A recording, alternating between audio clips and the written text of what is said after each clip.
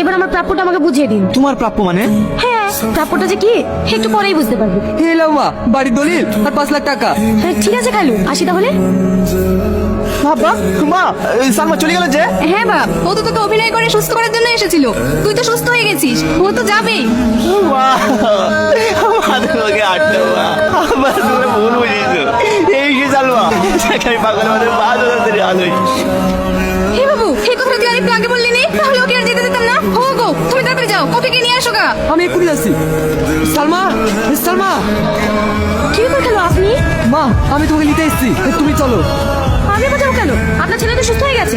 আমি ওইভাবে তোমাকে নিতে আসিনি, আমার ছেলের বৌমা হিসেবে তোমাকে নিতে এসেছি। কি? আপনি ভাবলেন কি করে আমি আপনার ছেলে বউ হবো?